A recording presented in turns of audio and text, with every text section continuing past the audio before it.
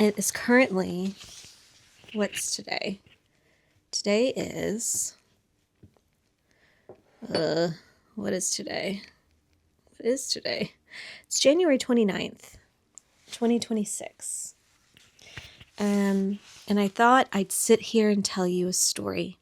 Now, I promise this video is definitely about why it's important to make art during times of uncertainty and political change.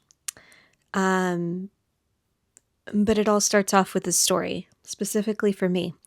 And I know that we are all humans existing in this world and we all have different experiences, but this is mine. And I thought I'd share it with you today. So, story time. Let me tell you a story that begins with this book right here. This book belongs to my father, who was drafted into Vietnam in the late 1960s. He was really young, about 20 years old. These are the photographs he took from 1968 to around 1970, as well as the original book that he carried them in. Now, all these photos he took are in this book because upon inspection in the States, some photos were taken away from him by higher-ranking officials.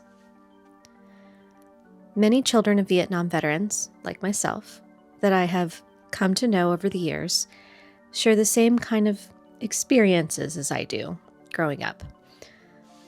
One that sticks out the most to me during our modern time is a conversation my dad and I had over this particular book when I was in my teens, which is one of the many reasons why I hold on to it today.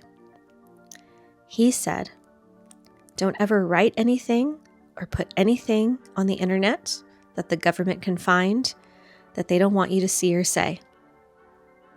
This was also during the time in school when I was learning about the Holocaust.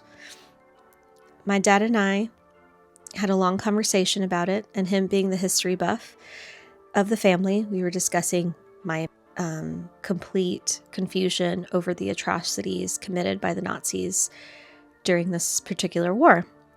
And it was a very interesting conversation. It was actually okay to discuss war things with my dad. I think he finds it comforting to talk about war because it's something that he's been through. That point that he made, though, stuck with me my entire life, and it's held me back in some of my activism over the years. So why is this important to my ceramics and my makes? You might be asking. And it might sound silly or trivial to some of you. Well, it actually has to do a lot with the things that I do daily and everything that I make. This is a time where I feel so uncertain about my future. Our family is from these lands. We are from Texas, as far as our timeline can see. Like, we are from here. You know, me having big eyes, I was like, oh, maybe I'm European or something. No, I'm from here. From here. And even though I'm from here, it feels less and less like home a lot of the time, especially these days. And I don't recognize it really anymore, and I don't know what to do with that feeling. When I do feel that sense of home, it's when I'm with others, when I'm at Ceramigos, which is my clay studio that I go to, when I meet up with friends. That's when I feel like I'm at home. It's the people. It's the community. And I told myself, even with uncertain times, I was going to enjoy every minute of my life while I still had the privilege to do so. Because of the statement that my father made at a young and impressionable age of myself, I had been too scared to say that out loud. And I'm sure you can understand why. Making art, mugs, things that bring you joy as a person during times of disruption and unease or uncertainty really heals. And it allowed me to think, like really, truly think about everything. And it's helped me process a lot.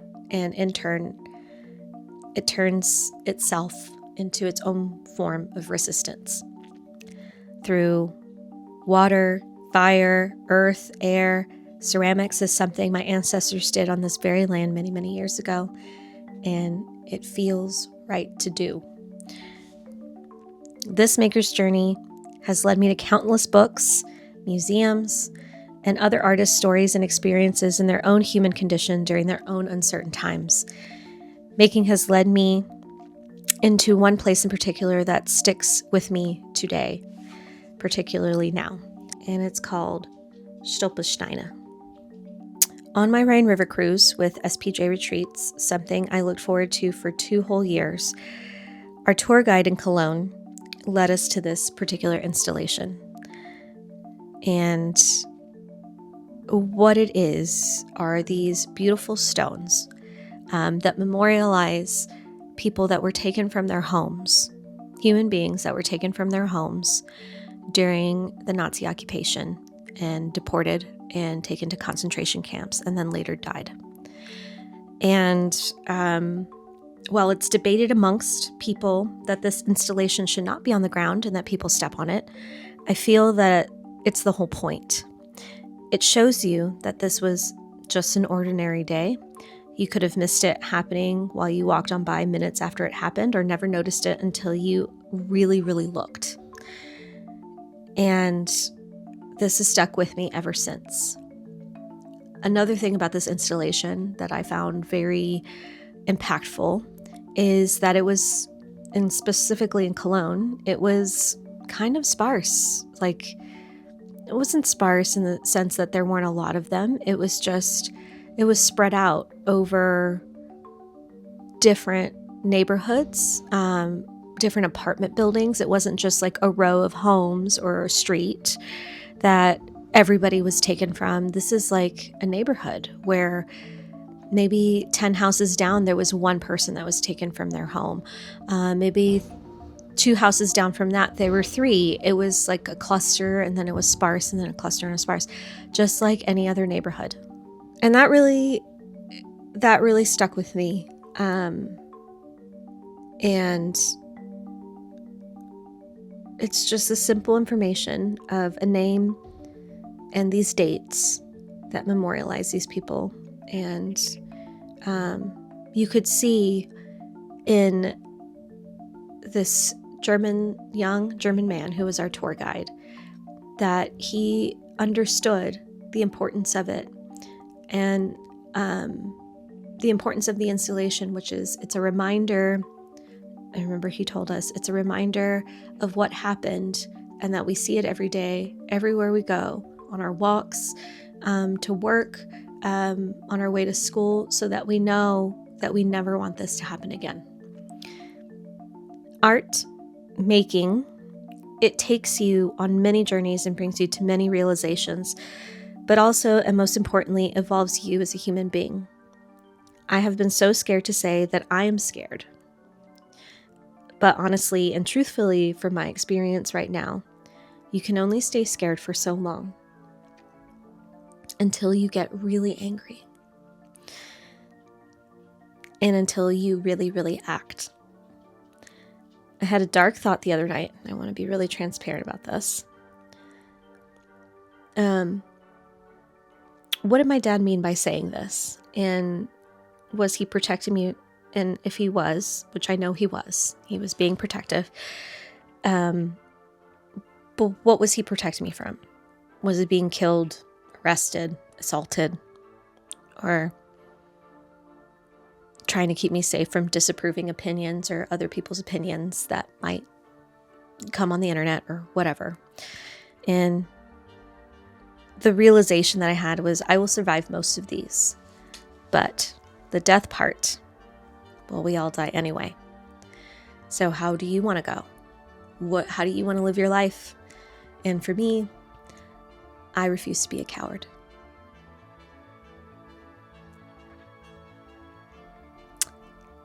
So with that, I will say, I hope that you use your voice. I hope that you talk to your neighbors, and I hope that you stand up for what you know is right as a human being.